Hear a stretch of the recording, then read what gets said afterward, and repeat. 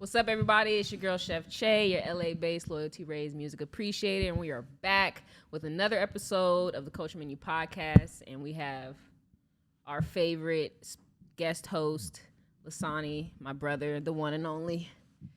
Hey, everybody who's listening or watching. Yes. Shout out to our YouTubers starting to get those views up. Thank you, guys. We appreciate all the love and support. And, yeah, we're just happy to be back for another episode. Yes, we are here together doing it. We are. I told you, intros are rough, man. Yeah, you know why? Because it's like, I equate it to like when you're just going for a run. Like those first few steps you take on your jog, for me at least, like they're wonky because my body's getting, it's like, oh, we're running now. And so like my form is off until like my first like half mile. And like legit, it's like my form is off, and then so you're jogging right now. Yeah. So when it comes to speaking, because I don't speak long form like we're about to. I kind of just have quick convos. I mean, I chat for a while, but all right. No, I'm talking like in general. Cool. No, that's true. Word. You right. Our level's good. I don't know, and I don't really care about your levels. I'll tell you something. There's no snare in my headphones. Give a shit about your levels. I hope it's all the way down. No, it looks good. What were we just talking about? Because it's basically what We're talking about strollers. Oh. I was talking about how I love my stroller, and it's like I can take her out of the stroller, and that I have that hand full with her, and then my other hand with one hand can disassemble the stroller. So I was watching Trevor Noah. I was watching whatever show he has. Isn't it like a Saturday night or something like that? One of them late night shows. And he sent this guy to Boston to talk about their racism problem. And this is a fact that they pulled up on there. Okay, Boston's median net worth for white people is $247,000. Nice, cool. Black people's median net worth in Boston is $8. Now, I don't know what goes on in Boston, but what I do and what I will say to all the Boston folks that are black out there, get the fuck out. That's it. That's all I have to say about that.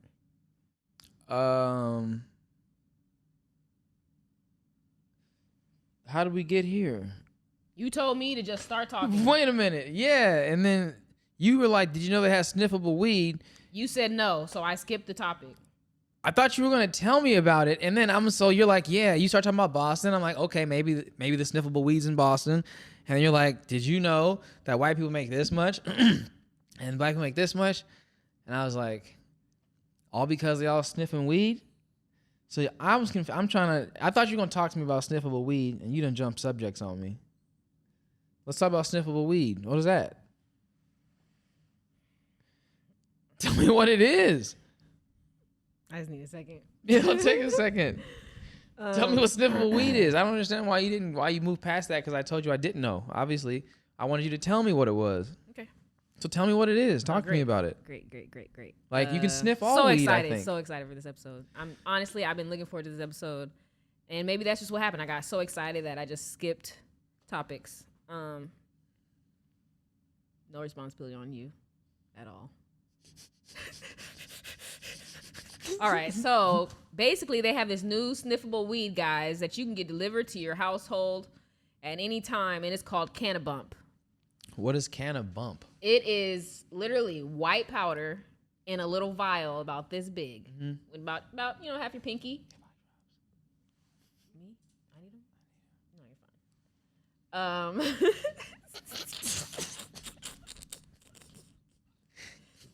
fine. And the vial is about this big. I promise. I wouldn't let you. This big. And you sniff it. You sniff the weed and get high. So they're nugs of weed in a jar? No. It's ground up dust, man. So they grind the weed up. No, you're not hearing me. It is white powder. Oh. It is white powder. In a little container, in a vial. In a little vial, about half your pinky. It looks like cocaine. It looks like cocaine, and it's called Canna-Bump. And it is... You sniff it? Like you were to do cocaine? Why and what? Why would you need to be doing that?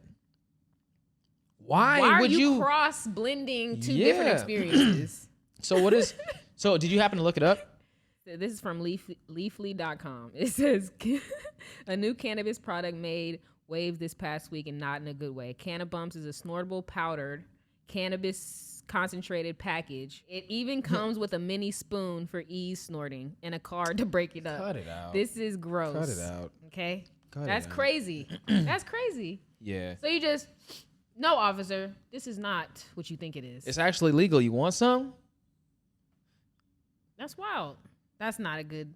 And you know what else it is? I feel like it's not targeting the older generation. The older generation knows what the fuck is going on. Hey, can you see reviews for it? Product reviews? That's a good one. Let's see some product reviews. Thing. They're gonna have people start tying off their arms. Someone said, "Can this be purchased in SoCal?" Here we We go. see your intentions, brother. Already looking for it. Okay. Already looking for it. He's like, I'm trying to get a few keys. I'm asking for a friend. Oh man. Man. Someone said, "Dude, where do you buy this?" Oh my gosh. These are all youngsters. Like they gotta be youngsters. Y'all, you should actually click the shop and link. Read this page. Y'all are crazy. I don't know. That's crazy. I just thought that was a hot topic. Please, guys, do not buy weed in the form of a powdered substance. Let's not do that. You shouldn't need to inhale it through your nose. Be real about it. If you gonna do coke, do coke. You gonna do weed. Don't confuse your brain out here. Oh my gosh. Like I just told you, it's leading to arm injections. No, I don't think It's I gonna don't think end it's up on a worth it. spoon. They're gonna say, no, it's weed. Put it on a spoon and put a lighter under it. Inject it. Well, concentrates are kind of like that. Listen to me, Chelsea. I mean, we're going listen. down a slippery slope. Slippery. I feel like we've been slipping. The slipperiest of slipperies. We've been slipping since 2019. Once they were putting it in food, I knew we were like, oh yeah. Yeah. Oh yeah. Getting that cannabis butter. Everybody had that can of butter. Can of butter. I've actually never, still to this day, haven't made anything with can of butter. I want to, but I haven't. Made anything. Oh. I don't cook like that, but it would be pretty cool to You experiment. are a cooker. You can cook. We just talked about your breakfast scramble with the potatoes and the sausage. I'm and pretty the solid egg. with the breakfast menu. I can make a solid breakfast menu. And your French toast be smacking. That's my favorite. That's my favorite. And you know who taught me how to make French toast? Who? Uncle Stevie. R.I.P. Shout out Rest to in peace, Uncle Stevie. Stevie. Uncle Stevie, for those who don't know, he was our great uncle. And he passed away over 15 years ago. Oh, probably around 15 years ago. Yeah. Probably around about 15 years ago. He struggled with drugs. Substance abuse. And so he taught me how to make French toast. He was fun. He was a lot of fun. He was a Yeah. lot of fun. He was kind of in and out of our lives because, he'd be around with the family for a little bit. And then he'd go off for a few years and do his thing and then come back to the family for a few months maybe. And so one of the times that he was around the family, we were all kind of like in the, not in one house, but like we were all bouncing between this house. And so we were always spending a lot of time with him. And so, he made French toast all the time and it was good. It was just a simple recipe. And I was like, can you teach me how you make this? Because he also made his own syrup. Oh, okay. I didn't know that. Yeah, he made his own French toast and syrup. Oh, wow. Right? So I was like, man. And so he was just broke it down how to make it. And obviously the ingredients are they're all big. I think you can only make French toast using the same ingredients. But the way that he does it. Yeah, what's that extra little secret? Uncle Stevie. Stevie, babe. You know what I mean? He was like, you put this much in it, not this much. You use this much, not this much. And so that much was like made it his. Perfect. Yeah. But man, your breakfast food is good. All right, cool. Yeah, so I don't know. Do you cook a lot? No, Sonny, I don't cook. And I want to, I can cook.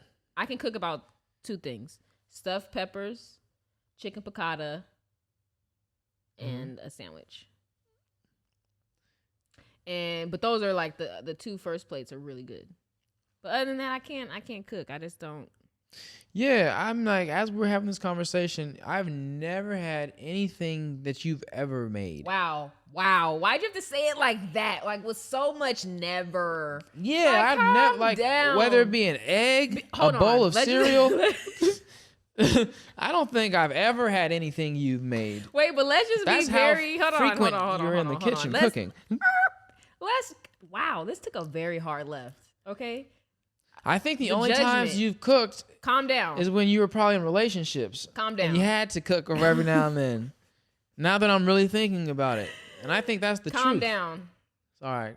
Go ahead. Dang, you just went in on me, bro. I didn't go in. I'm observing. you just went in on me. reality. I honestly, I prefer not to. I feel like there's so many other people that can cook better than me. Why would I do that to myself? No, that's fine. Yeah. Your cooking skills aren't adequate. But what I will say is, fine. what I will say is, I do also notice that I put this what is it called? Hypocritical standard on people I date. It's like I want you to cook, and if you don't cook, like I'm very upset. You know what I mean? Even though I don't cook, I will cook. I will cook. Hold on, I will cook. But what are you doing? Oh, I will cook. But like if you don't cook often or like ever really, that bothers me. If it gets to the point where I have to cook, like that's it's an unfair, it's a hypocritical statement. I know it, but it's my truth. Okay. I don't like you. You got everything off your chest? Yeah, because you had to get all that off your chest, so I had to go and defend myself like a real one would. Anyways, cool. Let's jump around a little bit. There was also a white restaurant owner in the news this week. Do you want to guess why he was in the news, Sonny? Okay, hold on. There was a white restaurant owner in the news. In the news. What state was this? Damn, I don't know. Okay. Let's just say Florida, because I feel like if I say Florida, you might get it. What news station? Okay, anyway, so this week, a white restaurant owner was ordered to pay a black man $546,000 for 5 years of enslavement. So this has to be Alabama, Mississippi, South Carolina, Damn. Georgia. Who shooting? Well, no. He's shooting. Go ahead, keep going. Because the guy obviously... I mean, damn. I mean, obviously, if that... 5 years of enslavement. Because I'm going to go in on the guy because he's not informed, but he's not informed because obviously he lives somewhere where he doesn't have anyone that's informed around him. Yeah, he doesn't know. He doesn't have a spouse, a partner, I would assume. No youngins around him to inform him. He doesn't use the internet. Probably don't watch TV. I mean, if you're enslaved, I think that... He lives on property. He lives in the restaurant. I think you're on property with no TV. I think you're pretty detached. You read the article, right? Yeah. So tell me about it.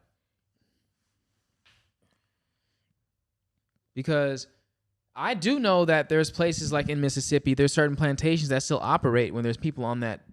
There's still people that don't know that slavery's ended. Oh, no, fact. Yeah, so I'm not surprised. But you're working in a restaurant. You got POS systems. You got people coming in with cell phones.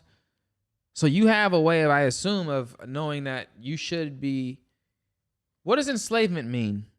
Let's Google that first. Let's Google enslavement. Well, should we have to Google enslavement? Well, yeah, let's be clear. Just to be clear. So enslavement is the action of making someone a slave. So obviously we have to look up slave, right? What's the definition of a slave? A person who is the legal property of another and is forced to obey them. Ooh. How do you become legal property of somebody? So my child is my slave. Because she's my legal property until she's 18. So a parent. That just came up too quick. A parent. Like, no, I got one. Yeah, a parent. Okay. I assume of an 18 and younger child, that child is by definition a slave.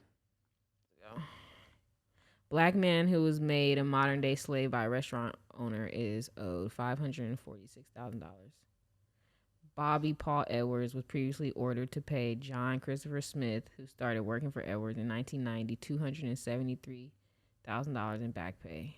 He pled guilty to not paying Smith wages for his work between 2009 and 2014 while he was the manager at the J&J cafeteria in South Carolina. Did South Carolina make your list that you shouted out? I said South Carolina. The last one I said. For real? Dang. Oh, shoot. Smith had been employed at the restaurant since he was 12 years old. Okay, so that's illegal, right? So keep going. Court records show Edwards forced Smith to work 6 a.m. to 11 p.m. Monday through Friday and 6 a.m. to 2 p.m. on Saturday and Sunday without a day off, according to the New York Post. Edwards allegedly whipped and beat Smith, identified as Jack in court records, in addition to subjecting him to racial epithets. Mm-hmm. What's epithets? Slurs. Okay. Once when Jack failed to deliver fried chicken to the buffet as quickly as Edward had demanded, Edward dipped metal tongs into hot grease and pressed them onto Jack's neck, resulting in a burn that fellow employees had to immediately treat. He said, "I wanted to get out of that place so bad, but couldn't think about how I could without being hurt." Edward's brother was arrested in 2014 on assault and battery and pled guilty. So other employees knew? Forced labor. So other employees knew this was going on? This is mad confusing because at 12 years old, why are you under the control of this guy? Yeah. Where are your parents? Guess they legit didn't say confused. That part of the story. And this is the 90s? He said he's been working there since 1990 and when he was 12. Yeah, like this isn't that's low-key modern. It stopped at 2014 when he got arrested for doing the grease thing. That's interesting. Yeah, extremely interesting. Extremely interesting. I got so many questions. Like, I mean, maybe he was adopted and like Edwards was his adopted dad. No, they would have said that in the story, I think. Yeah, CPS would have had to been visiting. I mean, if you have hours, that means that you show up, right? It's not like, I don't know. That's interesting. You know what I mean? So 90s? You were here 2000s? You saw the internet. You were here with the internet. No, I'm not going to blame it on the slave because I don't know. There are other employees, but there's other employees. He don't have no money. That means other people can be held accountable. If other people worked alongside you, if I'm working elbow to elbow with you. Maybe they didn't know he wasn't getting paid. Like, you don't know what your coworker's getting paid. You don't know when they get paid. I understand. True. That's true. But at the same time, like, his clothes probably I wouldn't be an idiot. I'm not, like, you got to be a fool to not know that this little kid is, let's say. That's 12-year-old. Oh, 12. So he was working illegally for 6 years. Here? Or you can get a job at 16, huh? Listen. He was 12, 13, 14, 15. Working for this man. Isn't it funny? It's not funny. Nah, it ain't it's funny. Just like, but at the same time, where was everybody at? So I'm sure that obviously if this went on for that long, I'm sure it wasn't easy. It wasn't as easy as I'm trying to make it sound. I'm sure it wasn't. But there were a lot of people playing it that are implicit in the same crime if they knew this was going on, and were like, I'm playing a blind eye, or unless like that kid's family owed this dude so much money, or that they were like, you know what, take my child. So did some like R. Kelly shit and sold him. You know what I mean? I don't know. That's a far-fetched one, but that's a possibility too. That's a trippy one. I didn't know about that. Did we get some? Didn't some people write into us? Didn't the people have questions for us in the emails? Yeah. So what's something? Let's read one of the emails. One of them asked us, "Did you guys have any nicknames and what were they?"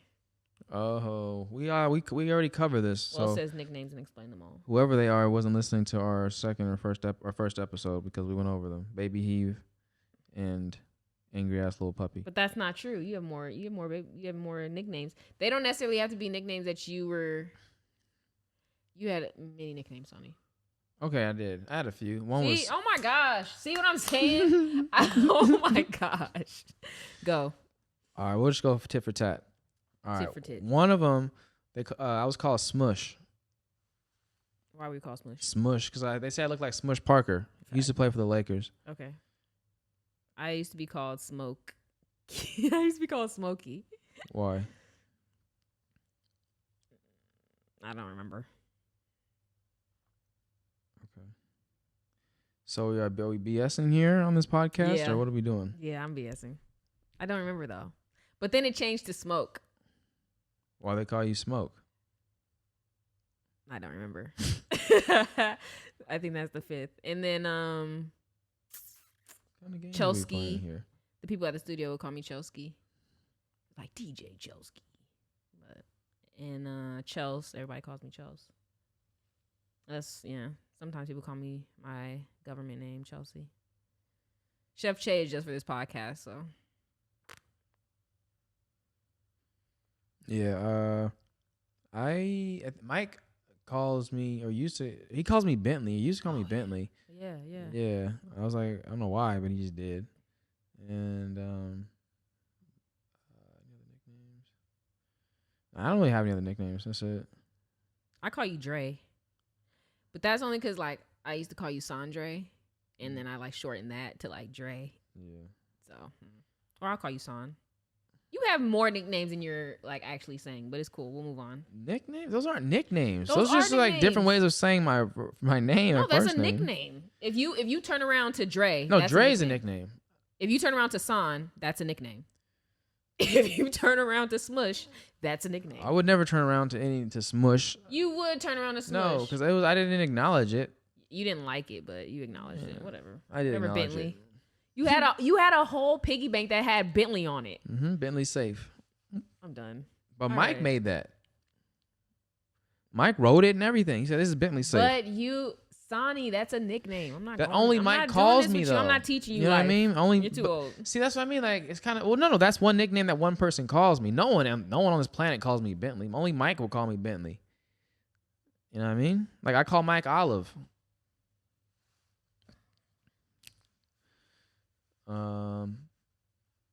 Everyone calls Mike Olive. It is what it is. All right. Anyway, so. Oh, but I started it because he's like, you know that you're the only one that calls me Olive. When I started calling him Olive, I was like, really? He's like, yeah, no one calls me Olive. I was like, well, that's cool. And then I think it stuck. I created a nickname. Oh, shout out to all the nickname creators in the I'm world. gonna give you the pat on the back that you've been wanting. Get your Apparently, butt off me. get your goddamn hands off me. All right. What's a fear you have? What's a fear? Do you have a fear? I fear running into the wrong police officer at the wrong time. Legitimately. That's about it. And spiders. That's a real fear. Running into the wrong police officer at the wrong time? Yes. Yes, it is. Of course it is. Always has been. And spiders and my daughter hurting herself. She pretty much sums it up. Yeah. Yeah. Okay. Wow. Whoa. You weren't ready for that heat? Nah, I wasn't. I mean, I guess like as you said, I'm like, yeah. I guess I don't look at it as like a fear. I look at it like life now. Like it's just like you could possibly get into a car accident. You could get shot by a police if you black. You could, you know what I mean? You could end up in a liquor store when it's getting held up. But yeah, damn, that's deep though, because now you're making it a fear in my head. What do you fear? Honestly, I feel like I've been lately. I think it's loss. You fear loss? Yeah, like because I feel like I'm like so much closer to like my family now, and like we dealt with loss recently and like just consistently that like now I'm like low key scared of it because I don't think I can handle another one. You know what I mean? So in some instances, I'll feel like I'll either get distant because like I don't, you know what I mean? Like, or I'll just like embrace it. But yeah, that's what I've been thinking about. That's interesting. Loss from my family. Cool. So spending more time with the family, you've grown to, you've grown. It's just like you've been like, I don't want anything at all to happen to anybody. Yeah. Even more. Yeah. But it's like, you know, appreciate the times you have. You know what I mean? So seeing you in Phoenix like all the time, it's just like, it's just the best. You know what I mean? Because I know I'm spending my time wisely and I'm not missing a moment really. Yeah, that's how I felt when I went and got when I scheduled my physical. I was like, I need to be here. So I was like, let me go ahead and get everything checked away, just because I don't want no surprises. Right. And so yeah, before that I was like, whatever, I'll get it checked when I need to. YOLO. But yeah, no, for real now, man, I live for her. Yeah. It's so weird, but like, yeah, it's just like that's she's everything. Yeah, she's amazing. Yeah. She's just like such a beam of light. Like she's Mhm. always happy. Mhm. Like she never cries. I think the only time I've seen her cry is like if she'll like when she slipped in the pool a little bit. Yeah. And that was because like, you know, it's water, it's new, whatever. But like Mhm. after 2 seconds, she's like, "Oh, daddy, here, okay, oh, I'm fine." Mhm. Yeah. But like that baby is just so happy. She's always smiling, always laughing. Any teachers that stuck out to you when you were growing up that made an imprint on your life? Teachers. Because I feel like that now that schools are going back and and we saw the value in teachers. Are there any teachers that like really stuck out to you? Any good teachers? Any bad teachers? You know, we've all had each experience, I think. Let's see. In junior and high school. No, let's go back to junior high. Okay, where were you at in junior I'm high? trying to even go backwards. I'm going. Actually, I had to start up here to go backwards. Valley View. Valley View. No, that's elementary. Mrs. Ball.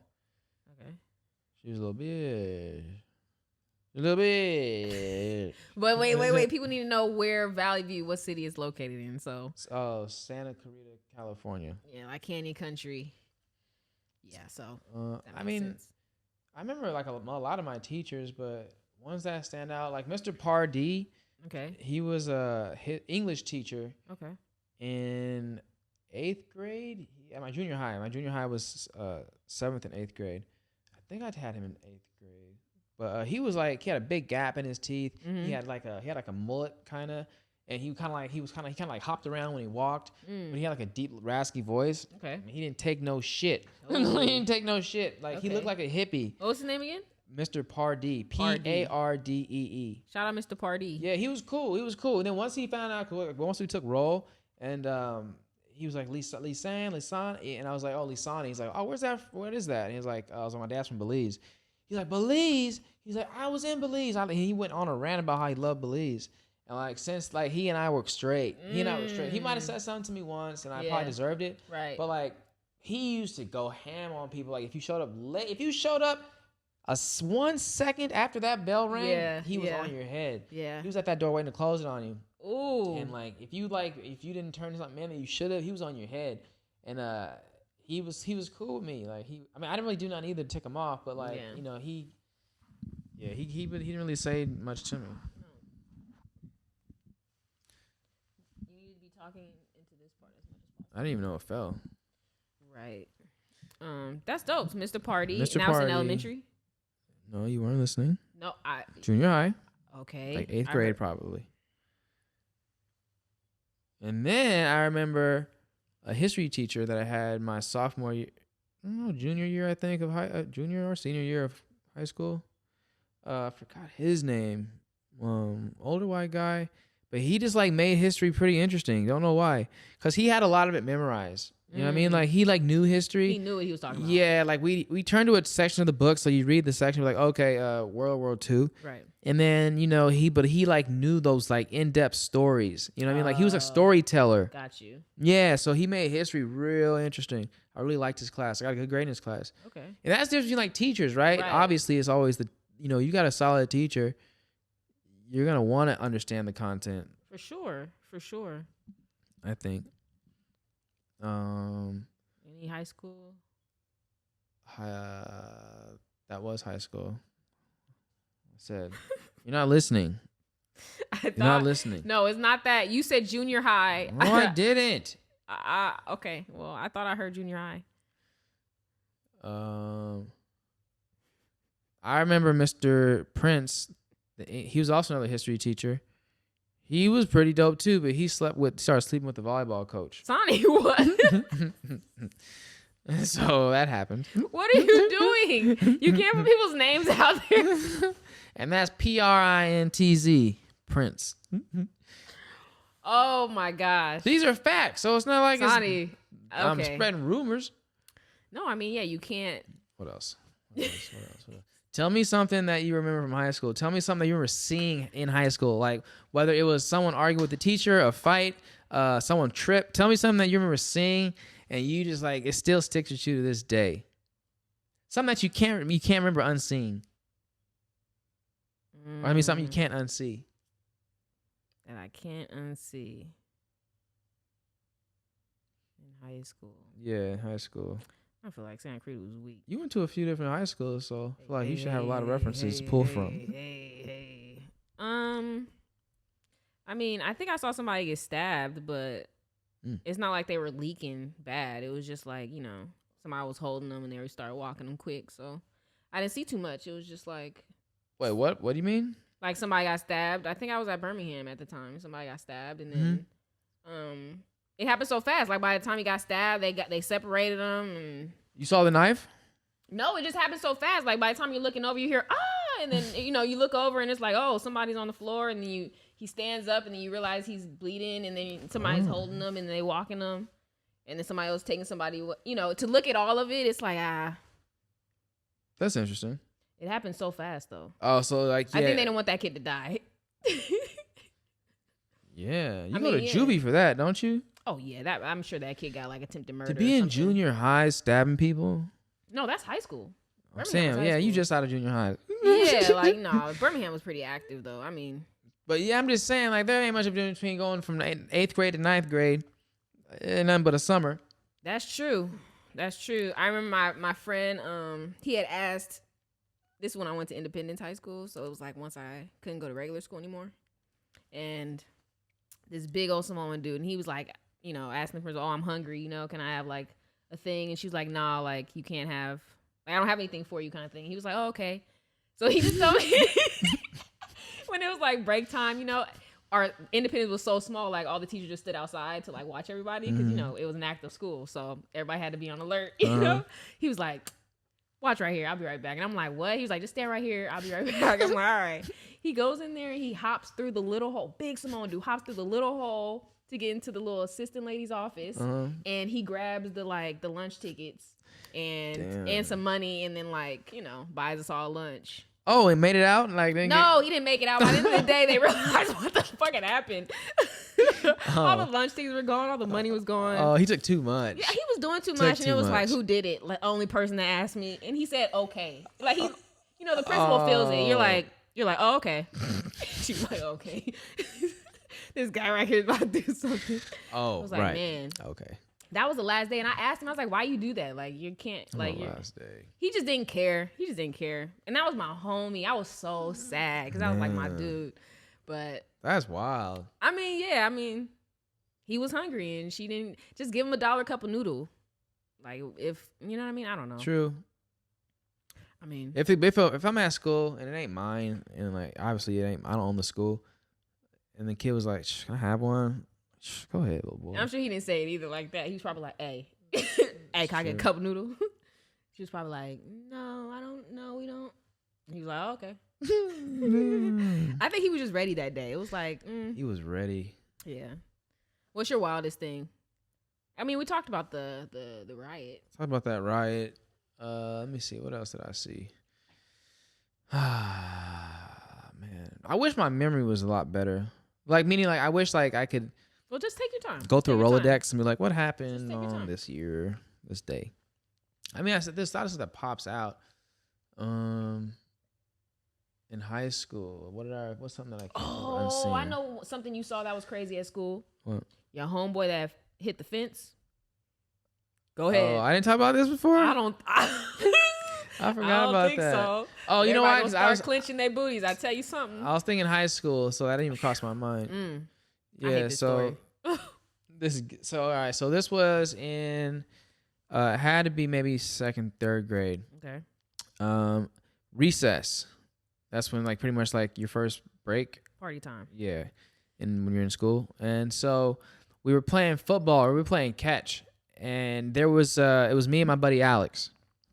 And near the playground was also like a garden. And so the garden had like a little chain link fence around it, but it was low, right? Which now looking back isn't smart, but it was low to where, you know, you could kind of, if you were an adult, you could probably lean over it and work the garden. But if you're a small kid, it's a little low. It's like a hazard. It's easy to climb. And so I throw the ball to Alex, and it's a little high, and he goes for it and jumps in the air and lands directly on top of this chain link fence, and those spikes at the top of the fence just like went straight in his butt, and like he like, you know what I mean, he came down on it full force. And then all you just hear is like the little boy scream, and like he was low key stuck on the fence because it's like, because the top of the prongs are probably like 3 inches long. Sonny. So like it was like, that's, and then he was like, I don't like to use off. this word, but it's kind of like sodomy, really, on a child. Jumped off the fence, screamed, and I was like, oh my! He jumped off. Like he had to like, it was like you know, like it was like it stuck him, but like it like jerked and he jumped off. Wow. But wow, that was something that was pretty bad. That's interesting. Yeah, I mean, at least I didn't see anything. He was wearing these like I still remember he was wearing these blue like almost jogger where they got tight at the bottom, like jogger pants. Yeah. Went right through them mothers. Wow. Yeah. How long was he out of school for? Nah, he wasn't out. He probably like went home that day, but came back, or maybe it was a Friday and got lucky. But he wasn't out. It was a Friday and got lucky. Yeah. Oh, I don't know if it went up his butthole. I don't know if that happened. It don't matter. I think he just like got stuck on his cheek or something. It don't matter. Yeah. Because you can't sit down like. Yeah. When I was in school, one thing I always wished, I was like, come on, I wish I broke my right hand. Because remember when kids that would break their writing arm, someone else would write for them? Wow. You don't remember that? I do remember that, but I never thought too deep about it. I used to be like, oh, I can't wait to break my arm. And I did. I messed up my left arm. Yeah. And I fractured and I couldn't write, but I ain't left-handed. And so I had to continue. But I used to always get a little envious of those kids with the cast and have to write. We talked about when you're dating somebody, you meet their representative. Oh, yeah, that's funny. I like, yeah. That was a funny conversation. Because, like, all these dates people go on, and, like, I think for a while you're probably not truly seeing. Some people go their entire, marriages, and I guess, and they still don't really truly know their partner, because those are the ones that you find out are serial killer. The husband's a serial killer, and the wife never knows. But does she not know? Right, I don't know. Right, it's like if you find the right if you find a partner who's negligent or who's oblivious enough, yeah, you can get away with almost anything. Fact, because it's like I shouldn't be able to go missing for 4 hours a day. Mm-hmm. Do you know what I mean? Unheard of. Yeah. I mean, unheard from. Unheard from. Yeah, I shouldn't be able to. Or even I feel like you need more than 4 hours to get rid of to like do the things these serial killers do. So you might even need space and time. Yeah. What happened right there? What's going through your I was trying to think about how we got here. Oh, serial killers? Yeah. Oh, knowing someone. Partner. Oh, representative.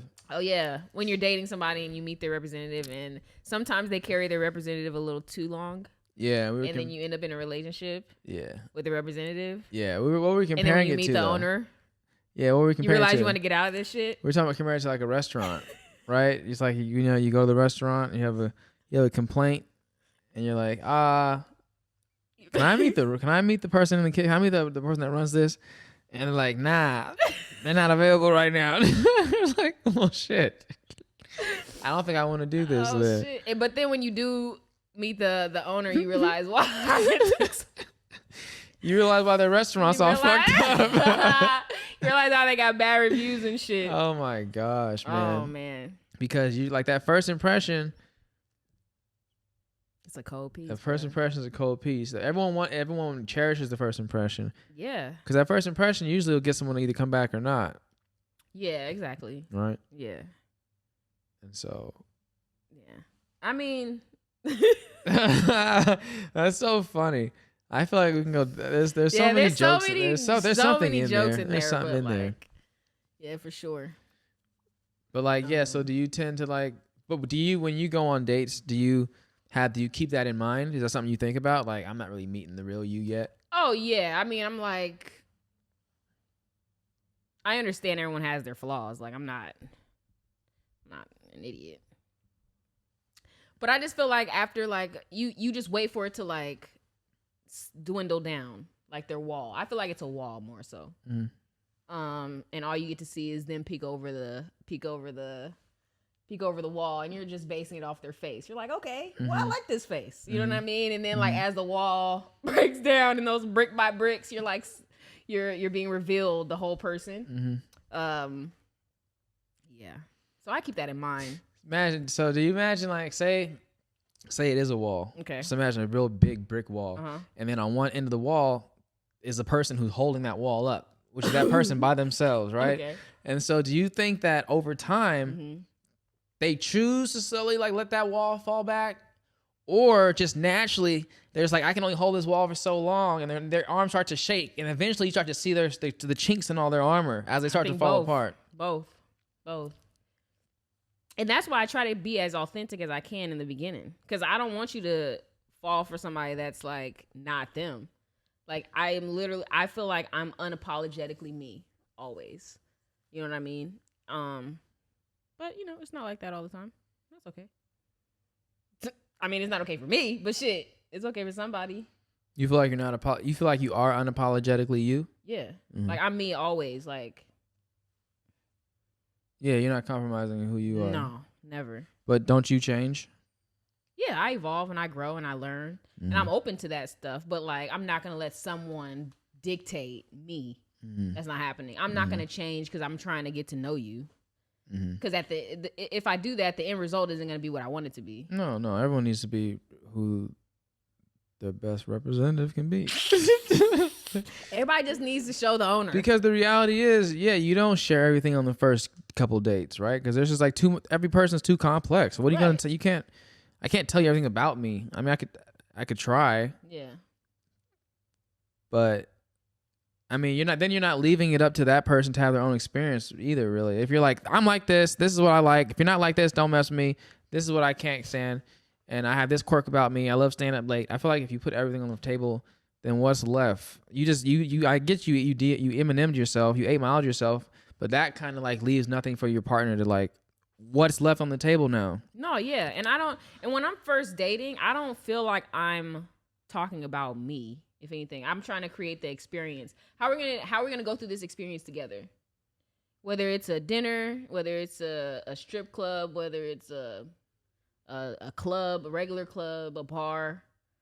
Like, it's more of the experience, having fun. Can I have fun with this person? And then it's like, let me dive into this person. But if I can't even have fun with you and we don't even know each other, I'm not rocking.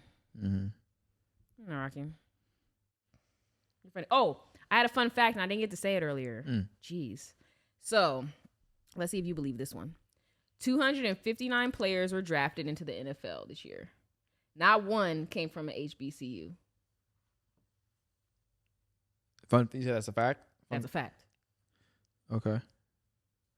How many typically come from HBCUs? I mean, does it matter? Well, yeah, I don't know.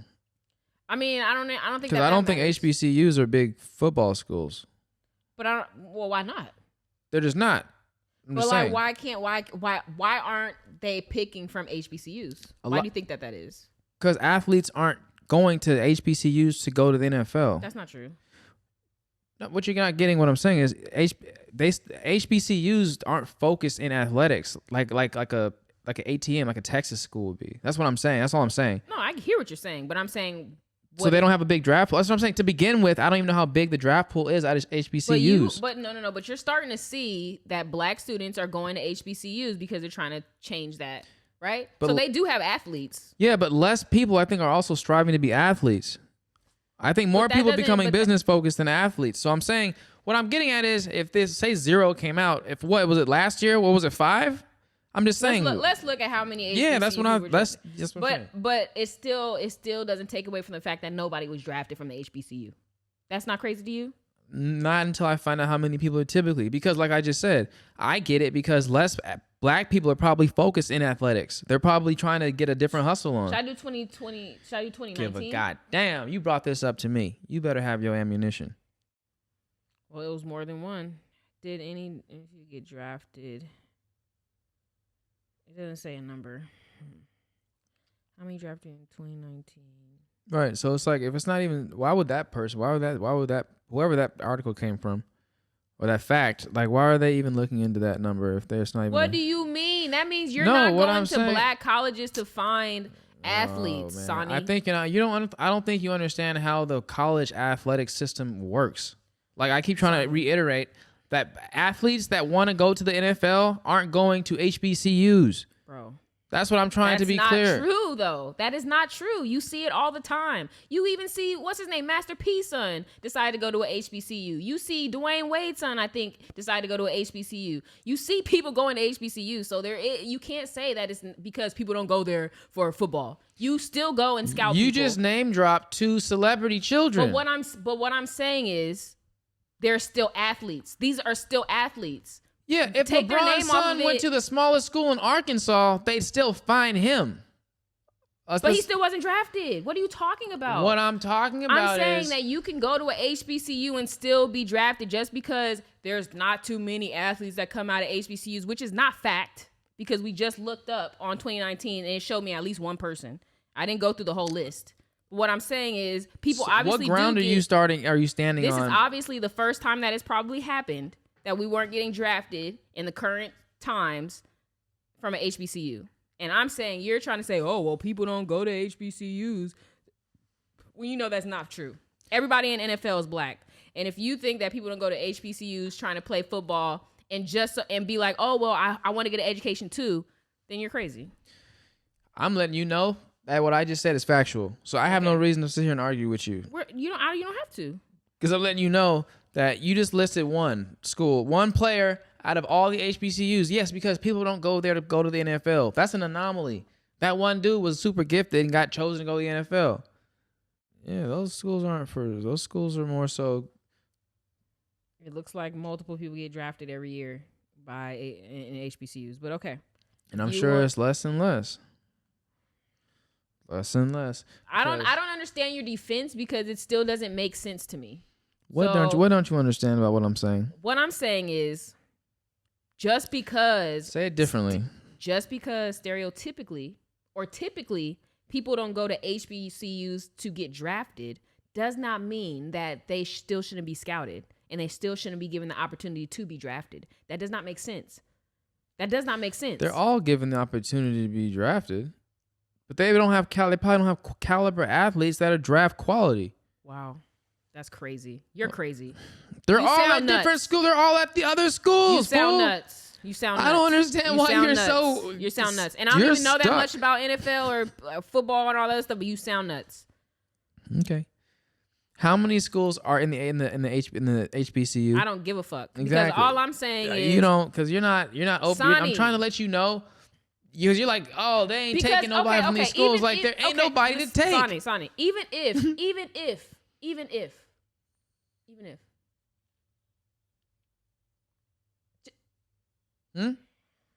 whatever. They know. A lot of those schools are... No, it's fine. No, because like you got to understand, there's like 18, there's so many different football divisions. I understand. Right. And so the schools that these HBCUs are small schools that are not big in sports, in these same collegiate sports. Why aren't they big in sports?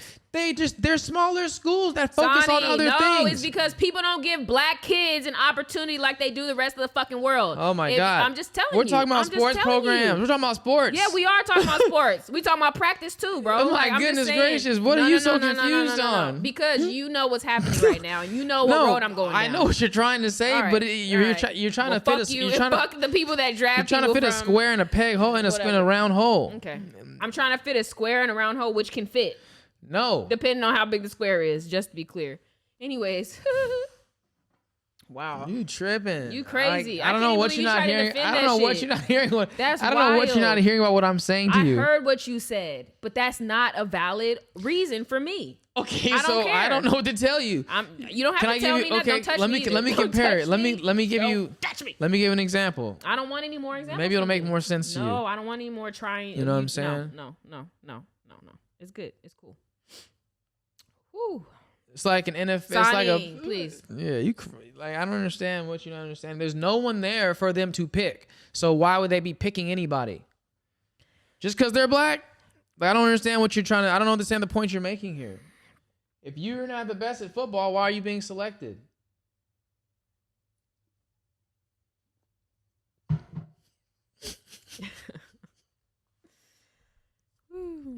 I forgot my next topic. 'Cause we I got just tickets- looked at it. we got tickets Just to stop. sell. Just stop. Just stop. Just stop. Just stop. Just stop. Just stop. You can catch me at the Hollywood Just Improv.